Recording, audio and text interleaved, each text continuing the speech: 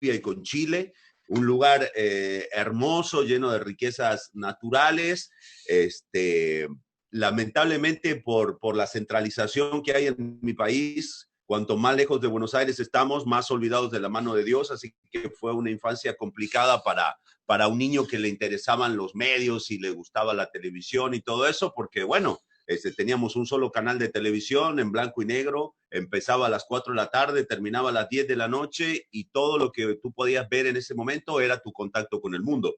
De inmediato yo me fasciné con todo ese mundo porque aparte siempre me sentí la necesidad, ¿no?, de expresarme a través de la voz y así empezó todo esto. Tenía a mi madre cerca siempre, con una voz maravillosa. Mi mamá, ella era declamadora, ¿no? Era profesional en el arte de recitar poesías, cantaba y todo eso. Entonces yo tuve ese ejemplo, ese maravilloso ejemplo de ver cómo mi mamá se transformaba, ¿no? De la mamá normal que te regaña, que te avienta un chancletazo y de repente ver cómo se transformaba a la hora de recitar o a la hora de cantar. Entonces eso fue lo que produjo en mí ese choque de entender que este no es un trabajo ni de voces bonitas, ni de superdotados, ni de nada. Es un trabajo de saber escuchar y saber interpretar con tu voz y poder hacer un montón de cosas. Y ese fue mi sueño y bueno, lo pudimos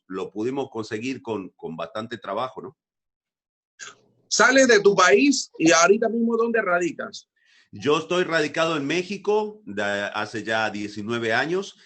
Vine para aquí porque sin duda México es la meca del doblaje, el doblaje al español, que es el doblaje, el mejor doblaje que hay, inclusive uno de los doblajes, si no el doblaje quizá más abarcativo. El trabajo que se hace aquí en México va para 28 países de habla hispana.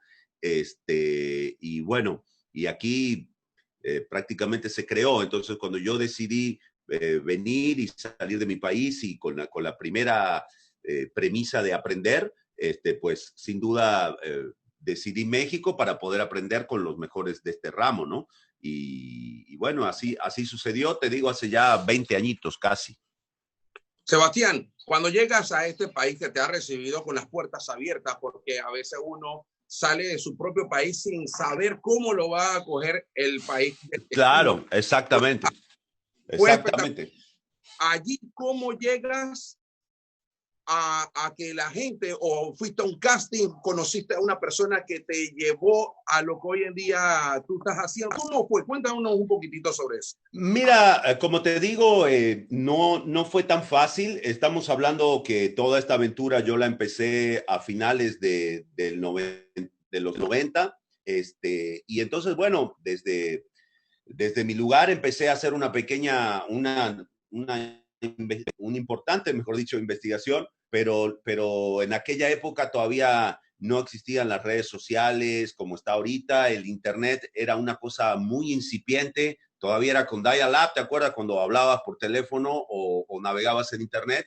Y entonces, no había mucha manera de conectarse. Lo único que había en aquella época, empezaban las páginas web, ¿no? Eso era el mundo cibernético. Las empresas medianas y grandes ponían sus páginas web y más nada.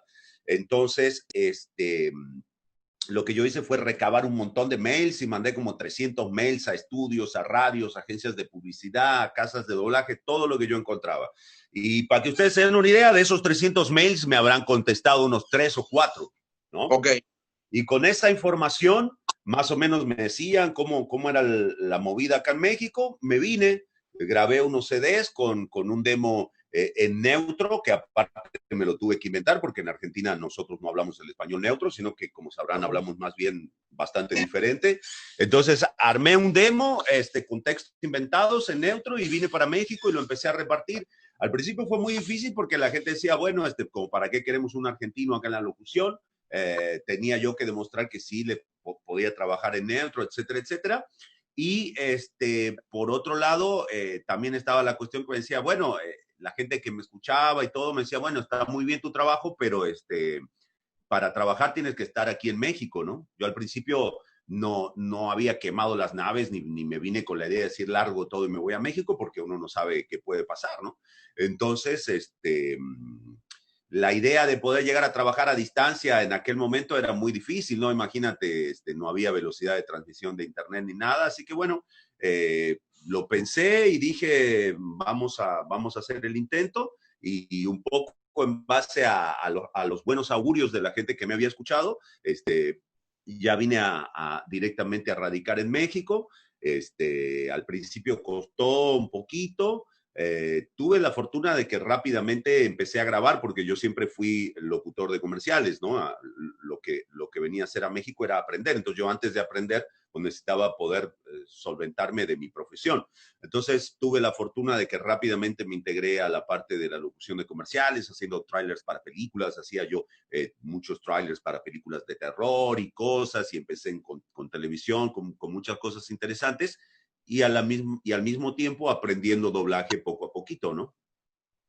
Sebastián, vamos a hacer la entrevista para conocerte lo más que se pueda, pero vamos entre medio como hacer algunos personajes para que la gente que está viendo en el en vivo, porque mucha gente puede estar entrando, ahorita mismo mucha gente está entrando, pero quiere saber de que sí, estoy conociendo esto, pero ¿qué hacen? Claro. Vamos a hacer uno del que, vamos a poner cualquiera que te guste como algo chévere que hable con Todd Williams y con Mira, fíjate que, por ejemplo, siguiendo un poquito el orden cronológico, uno de los primeros personajes importantes que yo hice para cine fue casualmente a través de prueba de voz, ¿no? Cuando yo llego a México, se abre la posibilidad súper interesante de que las compañías empiezan a pedir pruebas de doblaje. Ya no es que los directores o las compañías en México escogen a su gusto, sino que empiezan a pedir que se les manden opciones para que ellos mismos decidan quiénes son los que van a ser los personajes. Entonces ahí es donde a mí me invitan para prueba de voz para la película Buscando a Nemo, y ahí tuve la oportunidad de hacer el primer papel importante, que fue Bruce. ¿Se acuerdan? Aquel que decía: hola, soy Bruce, que hace un par de bocadillos como ustedes tan tarde en esta zona.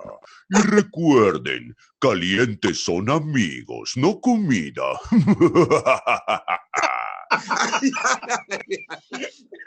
Cuando sale eso, a ti te dijeron, necesitamos una voz gruesa, grave para el tiburón. Así fue. Claro, así es. Cuando tú haces una prueba de voz, en realidad lo que hacen es invitan a 3, 4, 5 actores que puedan dar el rango más o menos de ese papel, y lo que hacemos es doblar un pedacito. Ellos te mandan una pequeña escena, entonces pues tú tienes la oportunidad de ver el personaje ahí, de escuchar su voz en idioma original, y en base a eso y a la dirección que te dan, pues vas armando el personaje. Y ya luego en Estados Unidos, pues en las oficinas centrales de Disney, ellos escuchan las diferentes voces y dicen, pues me gusta fulanito, ¿no? Entonces, en ese sentido, fue muy, muy lindo para mí que, como una persona extranjera, recién llegada y con pocos contactos, ni amigos, ni parientes, ni conocidos, pues esa fue una elección bastante democrática, porque ellos no saben ni quiénes somos, ni de dónde venimos, ni nada. Ellos escuchan la grabación,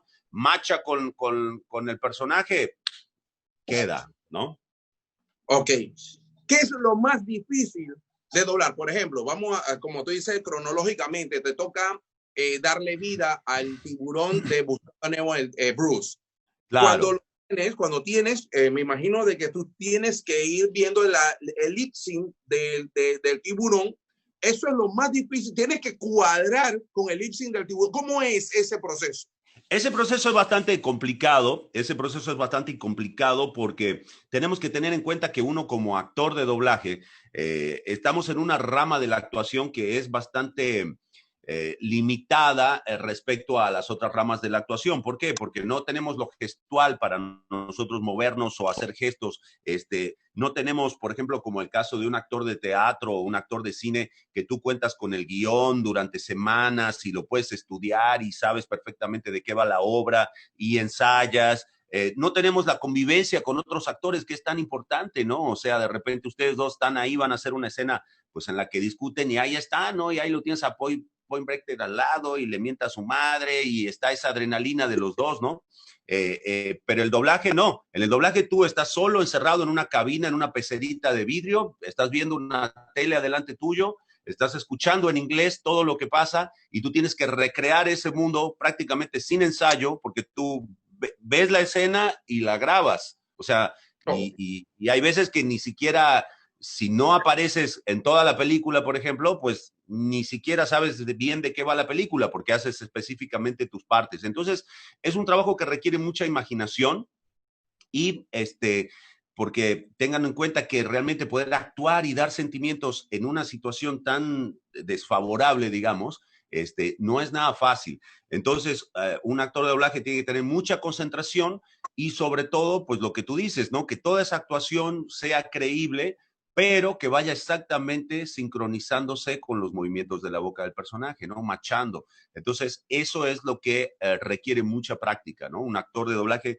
tiene que ser un actor obviamente muy sensible, pero tiene que tener mucha práctica porque esto también es un trabajo de velocidad, ¿no? No es como cuando están haciendo una película de cine y ya ven que a veces nosotros vemos en la televisión o en los backstage que dice, sí, vamos, toma 15, toma 17. En el doblaje, si tú llegas a hacer una toma 15, tenlo por seguro que es el último doblaje que haces en tu vida, ¿no? Porque eres muy malo, ¿no? Entonces, bueno, tiene sus dificultades, pero como todo en la vida, lo que es difícil es lo que uno valora y lo que uno brega por aprender. Entonces, habiendo yo tenido mucha noción de actuación, habiendo trabajado con mi voz toda mi vida, manejando el neutro y todo lo demás, cuando empecé a hacer doblaje, sí me costó. O sea, sentí que fue realmente como empezar de nuevo, ¿no? Ok, voy. A ver, hay muchas personas acá tomándolo en forma de relajo. Claro. A Luchito le dicen la mamba. La mamba negra, vamos. Me escribe, dice, ¿por qué no le mando un saludo así como el tiburón para la mamba? Perfecto, Luchito? Claro. O puede ser, ya que estamos entre los animales de la selva, podría ser Mufasa, ¿no? Sí. Ten cuidado, hay mucha mamba suelta allá en Panamá. Los reyes del pasado nos cuidan desde las estrellas, y yo también. Qué bueno, qué bueno. Sebastián, ¿cómo te cuidas la voz? Porque nunca te ha pasado. Primero esto, son dos preguntas, sí. Primero, ¿cómo te cuidas la voz? Y segundo, que si en algún doblaje te toca mañana a las 10 de la mañana, te resfría el día anterior. ¿Qué haces? Mira, la voz, la mejor profilaxis, siento yo, es el calentamiento de la voz, ¿no? Es decir, lo que más perjudica a la voz para quienes trabajamos en esto, por ejemplo, el caso de ustedes que están ahí en la radio, yo he tenido la oportunidad de estar ahí personalmente y hacen un programa así muy prendido y muy arriba y todo eso, pues es fundamental calentar primero un poquito la garganta, tomarse su cafecito, trabajar con aire tibio que corra primero por las cuerdas. Lo que hay que cuidarse mucho es de los cambios de clima, eso es lo que perjudica mucho a la garganta, ¿no? Por ejemplo, yo ahora estoy radicado en un lugar de mucho calor, entonces, ya sabes, ¿no? Tienes el aire acondicionado muy frío y luego sales al calor y en ese momento esos cambios de temperatura. Por lo demás, no hago mucho más cuidado. Lo que tiene uno como locutor, y me imagino que ustedes también lo sabrán, es que tienes que aplicar muchos trucos para cuando estás enfermo, porque cuando estás enfermo, bueno, pues básicamente no te puedes enfermar, ¿no? Entonces, si uno está resfriado el día anterior, acomodas un poco tu garganta, recurres a estos cuchuflitos para echarte en la nariz, que luego debe de ser muy... No digo el cuchuflito ese blanco en polvo, no, digo este tipo así. Entonces, con lo cual, igual que con el otro cuchuflito, hay que tener mucho cuidado porque se vuelve vicio, ¿no? Entonces, para aquellos que usan esas gotitas nasales, ya saben que no hay que abusar. Pero más o menos para poder abrir tu nariz, que no se te escuche, y darle, amigo, darle. Esto, lamentablemente, el show debe continuar, ¿no? Por acá en Instagram dicen... Junior Monkey en su cuenta pregunta, ¿cuál es el personaje que le dio más problema para interpretar? Mira, Junior, son varios. Dificultad, no sé si es problema, pero por ejemplo, doblar al Pato Lucas, por ejemplo, es un personaje muy complicado porque es un personaje muy intenso, ¿no? Se sea y se aloca y habla con la Z y ¡vaya, qué bueno que se acordaron de mí, el Pato Lucas! Y no, ese maldito conejo come zanahorias de Bugs Bunny. ¡Ay, me alegro mucho de estar en Panamá y que sea temporada de caliente y no de patos! Entonces, luego de trabajar con el Pato Lucas, sale uno ya sudando y medio histérico. Había un personaje muy bonito en una caricatura, o ¿cómo le dicen ustedes allá? Comiquita. Cómicas, sí, cómicas. sí, cómicas. En una de estas que se llamaba Mansión Foster para amigos imaginarios, ahí yo doblo a un personaje que se llama Eduardo y es como un monstruo, pero a la vez un monstruo muy tierno y muy asustadizo, y él habla con un tono muy gutural, lo dice, oh, Mr. Eduardo, no ser cobarde, Mr. Blue. Mr. Blue, ser mi amigo. Papitas, papitas, las papitas. Y luego que terminas de grabar a ese monote, pues sí te queda la garganta un tanto perjudicada, pero pues, normal. Por acá Sebastián Rosainet, pregunta, Rosainet. ¿qué tienes allá? Dice, mi nieto quiere la voz de los Simpsons, del abuelo de los Simpsons. Ajá. Ah, perfecto. ¡Ay, qué bueno! Para los nietos hay que darles de todo porque son una bendición. Pero por favor, nietecitos y familia, quédense en casa, no vengan a visitarnos porque ahora es muy peligroso. Me quedaré durmiendo de cucharita con mi vecina de cuarto. Oye, a los que nos están viendo en el live o los que nos escuchan en Caliente y quieren ver a la persona que está hablando aquí con nosotros, Sebastián Yapur, entren a Caliente Radio PA. Aquí lo tenemos en vivo para que entren al live, para que todo el mundo le haga las preguntas que también le quieran formular a él. Así que a todos los que están en sintonía, entren al live y pueden acá estar con nosotros. Otro de los personajes que hace Sebastián Yapur. A ver, ¿cómo le fue con la película del Rey León? Háblenos un poquito de esto. ¿Cómo llegaste a esta parte? Fue un papel increíble, la verdad que lo disfruto muchísimo. Yo llego a la película porque en realidad,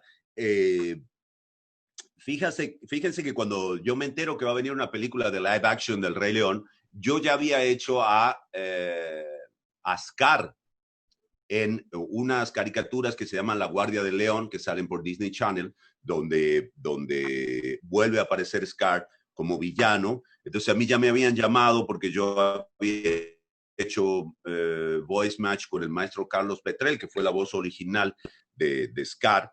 Y entonces ahí estuve haciendo un par de capítulos, me tocó cantar esa canción tan bonita, tengo un plan, ¿no? Y empezar a complotar con las hienas y todo ese rollo. Pero luego de eso, yo ya me escogieron también con un casting muy arduo, muy competido. La gente de Disney me escogió como la voz oficial de Darth Vader para el español. Y entonces, como ustedes sabrán, la voz original de Darth Vader en inglés es el maestro James Earl Jones, que a su vez es la voz de Mufasa. De hecho, él es el único actor que repitió papel de la película animada del 94 y vuelve a repetir ahora en el live action de 2019. Es el único.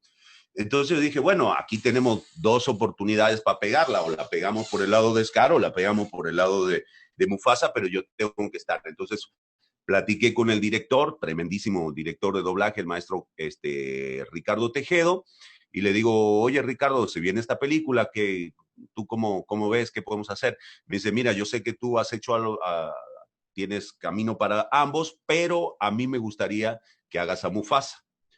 Sin embargo, lo mismo había que hacer prueba de voz, ¿no? Aunque yo ya había hecho la otra, así que bueno, hice la prueba, traté de hacerlo lo mejor posible y afortunadamente a la gente en Disney, allá en Burbank, les gustó y entonces me ratificaron como la voz de Mufasa. Así que pues tú que eres fan de Los Simpsons, yo tengo mi nubecita de Los Simpsons, ¿no? ¿Te acuerdas que hay un capítulo donde aparece una nube donde está la cara de Darth Vader, la cara de Mufasa, y de Encías Sangrantes, que es otro personaje que hacía la voz el maestro James Earl Jones. A mí solamente me faltó Encías Sangrantes, pero realmente ser voice match de maestro James Earl Jones y haber aparecido en una película tan bien hecha como fue El Rey León, la live action de ahora, pues para mí es un gran honor y una tremenda alegría, ¿no? Un pedacito, porque aquí la gente dice de Mufasa y tienen como que no saben quién es o cómo hacías la... Por ejemplo, cuando él dice, todo lo que toca la luz es nuestro reino. Un día, el sol se pondrá en mi reinado y saldrá nuevamente en el tuyo. Los grandes reyes del pasado nos guían desde las estrellas. Y yo también. Recuerda, Simba. Recuerda. cuando habla con su hijo, es un tremendo personaje, por supuesto. Y yo creo que una de las muertes más crueles y más sufridas y más lloradas del cine, pues es la muerte de Mufasa, ¿no? A garras de su hermano. Eso ha estado reproducida y representada son dos papeles y son dos escenas icónicas, ¿no? Que están para siempre en el cine y es un lujo para mí estar involucrados en ambas, ¿no? Yo creo que cuando Darth Vader dice, yo soy tu padre, ¿no? Y la muerte de Mufasa, son escenas icónicas, muy fuertes, exacto. Acá nos preguntan por total cuántos son los personajes y que si le puede hacer alguna de las voces de Star Wars para los fanáticos de Star Wars.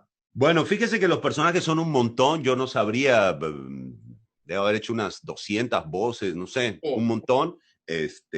Lo que pasa es que a mí me gusta mucho la versatilidad, no disfruto mucho trabajar con mi propia voz, sino que me gusta caracterizar y hacer personajes diversos, o Kiko, o villanos, me divierto mucho. Y en Star Wars, pues solamente Darth Vader, ¿no? Nada más y nada menos. Cuando dice, por ejemplo, que sus aspiraciones no los ahoguen. Únanse al lado oscuro de la fuerza. Juntos gobernaremos la galaxia como padre e hijo. Y recuerda, Boimbricker, yo no soy tu padre.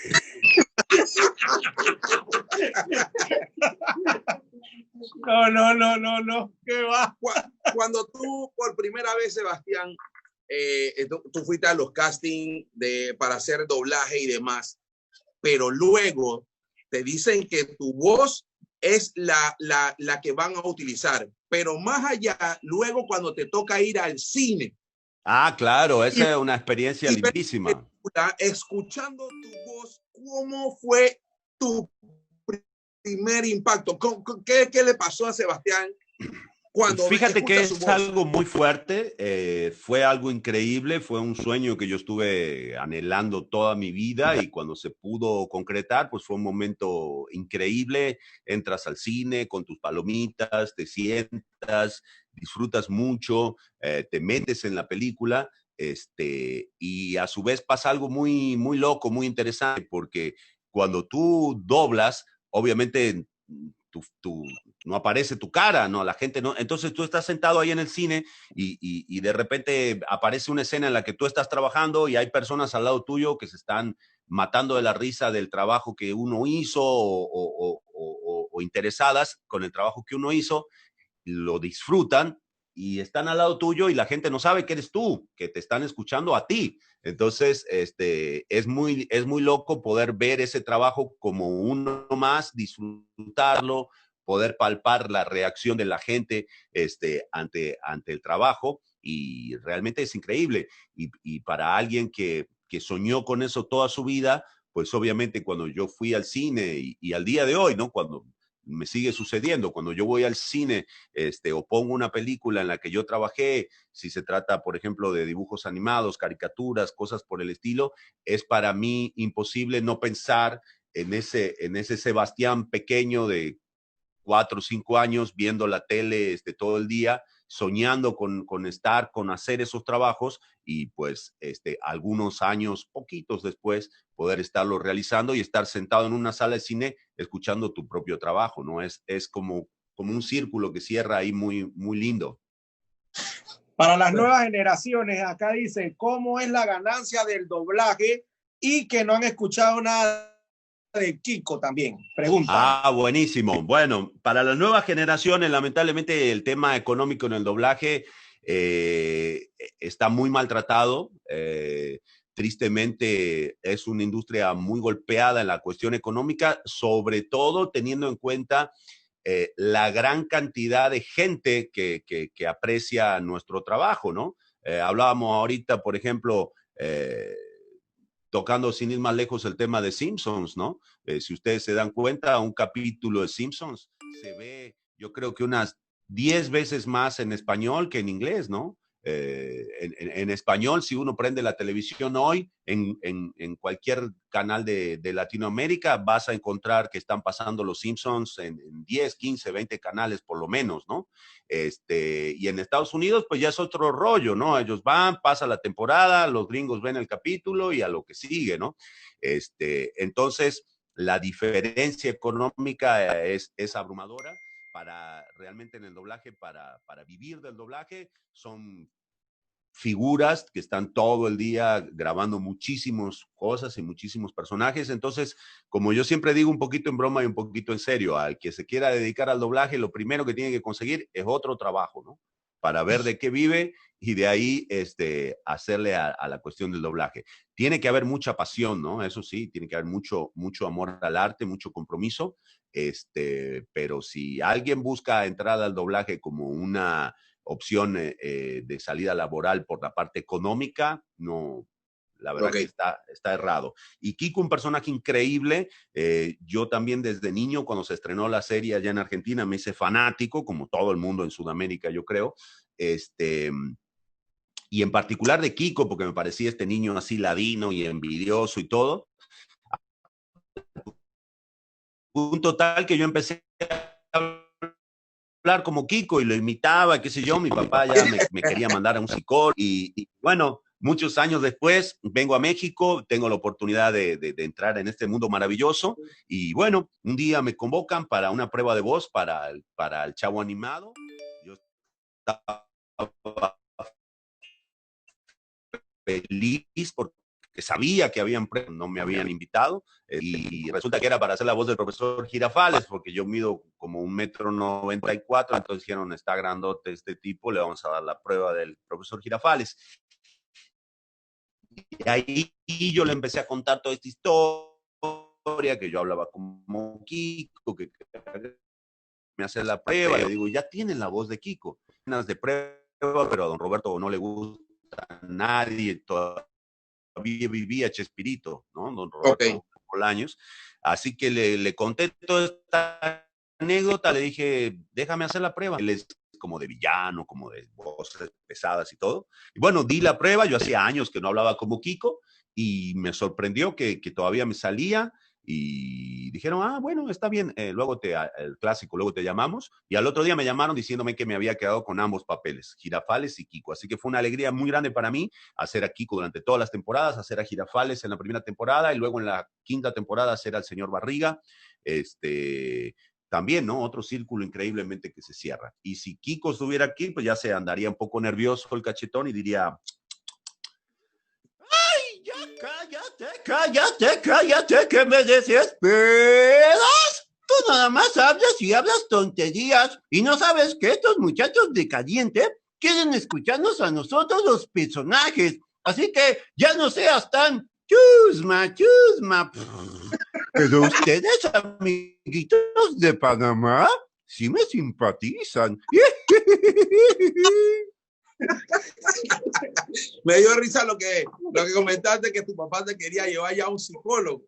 Totalmente, porque imagínate lo que es la verdad de las cosas. Ustedes me imagino que también lo saben, muchachos, más de la mitad de lo que terminamos detrás de un micrófono es porque estamos todos locos, ¿no? Entonces, nadie nos aguanta y nos mandan a que nos aguanten en otro lado. Y a mí me pasaba un poco eso, o sea, era tal mi obsesión por las voces y por comunicarme a través de la voz y todo eso, que en realidad yo no me daba cuenta, pero era un niño y lo que yo estaba haciendo era practicando, ¿no? Y haciendo voces y todo eso. Entonces, todo era imitar y todo. Yo los primeros recuerdos que tengo de mi mamá, por ejemplo, era pidiéndome que no gritara más, porque yo en cuanto aprendí a hablar, empecé a gritar y volteaba las cubetas y las usaba de tambor y cantaba. Era muy relajento, pero siempre por mi necesidad de expresarme a través de la voz. Y entonces, bueno, cuando recuerdo que el productor general del Chavo, que fue Roberto Gómez Fernández, el hijo de Chespirito, le contaron esta anécdota y él me dijo, wow, qué linda anécdota. Y dice, ahora puedes ir y decirle a tu papá que te quería mandar al psicólogo, dile, mira papá, ahora soy la voz original de Kiko, ¿no? Entonces, que quede aquí, muchachos, el consejo, señora, señor, si usted tiene un niño en su casa que está medio loco, que imita voz, todo, no lo castigue, no lo encierre en el sótano, déjelo, a lo mejor el muchacho algún día puede llegar a hacer algo de